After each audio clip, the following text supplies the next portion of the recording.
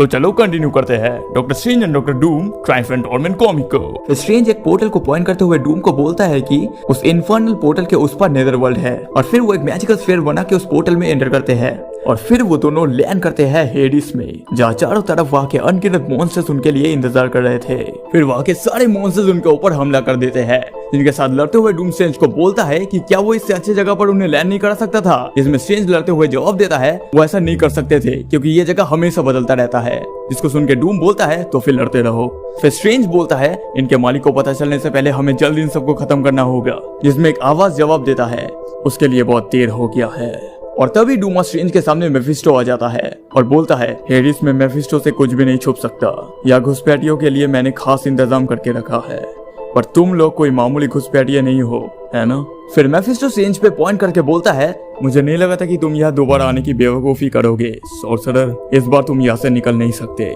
फिर वो डूम को बोलता है और डूम मुझे लगा था कि तुम यहाँ आओगे, पर ये कमाल है कि तुमने स्ट्रेंज को अपना गाइड बनने के लिए फंसा लिया। जिसमें स्ट्रेंज बोलता है उसने मुझे फंसाया नहीं है मेफिस्टो, मैं खुद से डूम का मदद कर रहा हूँ। जिसमें मेफिस्टो बोलता है तुम खुद से मदद कर रहे हो, कितनी अजीब बात है। फिर डूम मेफिस्टो को बोलता है सुनो डीमन, मेरे पिछले चैलेंज के मुताबिक हम दोनों मेरी माँ की आत्मा के बदले तुमसे लड़ेंगे। जिसको सुन के मेफिस्टो जोर से हंसते हुए बोलता है माफ करना, मुझे तो लगा था तुम लोग सिर्फ नॉर्मल मॉडल्स थे, मुझे और हंसाओ, फिर शायद मैं तुम लोगों का बात सुनूं। फिर अचानक उनके पैरों के नीचे का जमीन टूटने लगता है, फिर वो दोनों जमीन के दरारों में गिर जाते हैं, जिसके बाद उनके ऊपर गिरते हुए लावा को एक साथ रोकते हुए स्ट्रेंज और डूम वापस सरफेस में आ जाते हैं। और सरफेस में वापस आके वो देखते हैं कि वो दोनों अभी बिल्कुल अलग जगह पे पहुंच गए हैं। फिर वो कुछ समझ पाते उससे पहले उनके ऊपर बहुत सारे क्रोज हमला कर देते हैं। फिर स्ट्रेंज उन क्रोज से लड़ते हुए डूम को बोलता है कि ये सब कैरिसन क्रोज है, इन्हें हमें घिरने मत देना। जिसमें डूम भी उनको रोकते हुए जवाब देता है इसका सवाल ही नहीं उठता। और उसी दौरान इस तरफ मेफिस्टो उन्हें देख रहा था और वो ये देख के हैरान हो जाता है कि डूम के जैसा इंसान सच में किसी के साथ काम कर रहा है। फिर उन दोनों के एक साथ लड़ते हुए देख के वो बोलता है जब ये दोनों एक साथ है तब ये बहुत ज्यादा ताकतवर है, फिर भी यह कुछ मॉर्टल्स का जीतना नामुमकिन है, तो फिर ठीक है अगर ऐसी ही बात है।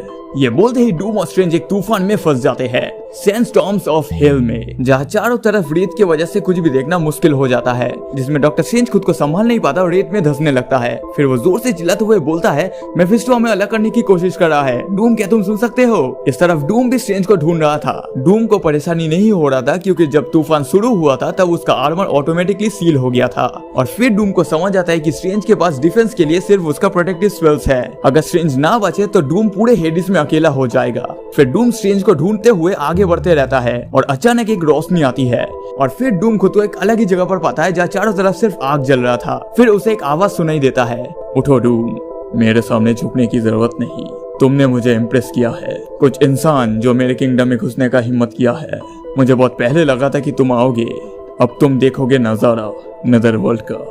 हम शुरू करेंगे तुम्हारे साथी से, देखो वो इन रेत के तूफान में मुश्किल से खड़ा हो पा रहा है, उसे कुछ दिख भी नहीं रहा। इस दुनिया में हर एक कदम गलत कदम है और एक गलत कदम ले जाता है तबाही की ओर। यहाँ तक उसका क्लोक ऑफ लेविटेशन भी उसे नहीं बचा पाएगा और ना ही उसका एमलेट का जादू। अगर मैं चाहूँ तो उसे निराशा के अंधेरे में गिरा सकता हूँ हमेशा के लिए, और ये है दुनिया का सबसे बेहतरीन सॉर्सरर, मुझे नहीं लगता।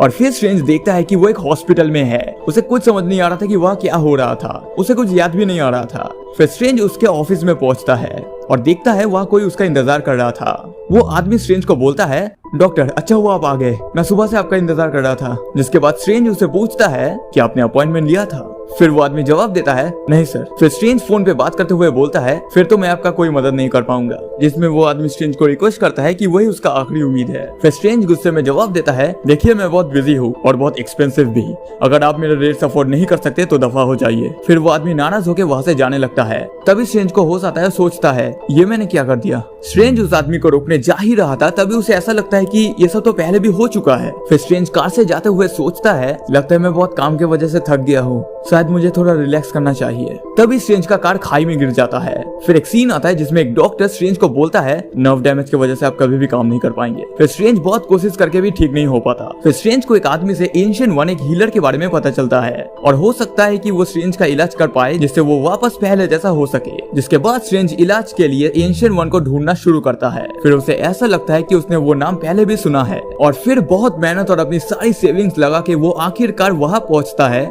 जहाँ उसे एंशिएंट वन मिलना चाहिए। जिसके बाद स्ट्रेंज वह आवाज लगाता है, क्या कोई यह है? मेरा नाम स्टीफन स्ट्रेंज है, मैं बहुत दूर अमेरिका से आया हूँ, मैं the great healer ancient one के लिए आया हूँ। फिर वह एक आदमी आता है जो स्ट्रेंज को बोलता है एंशिएंट वन अब नहीं रहा, हमारा ये सेरेमनी बाहर के लोगों के लिए नहीं है, चले जाओ। फिर वह एंशिएंट वन का डेड बॉडी को देख के स्ट्रेंज को यकीन नहीं होता और वो बोलता है ये ऐसे खत्म नहीं हो सकता।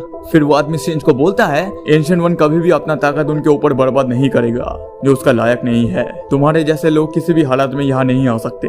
फिर स्ट्रेंज जवाब देता है तुम समझ नहीं रहे, मैं यह पहले भी एंशिएंट वन से मिला हूँ, मुझे पता है, उसने मुझे कहा था कि मुझ में अभी भी काबिलियत है, यकीन करो। फिर स्ट्रेंज अपने एमुलेट के एगामोटो के रोशनी से उस इल्यूजन को तोड़ देता है। फिर स्ट्रेंज एक स्पेल कास्ट करते हुए बोलता है हट जाओ डीमन, तुम्हें क्या लगा मेरे अतीत के गलतियों को दोबारा दिखा के सारे उम्मीद छीन के तुम जीत जाओगे?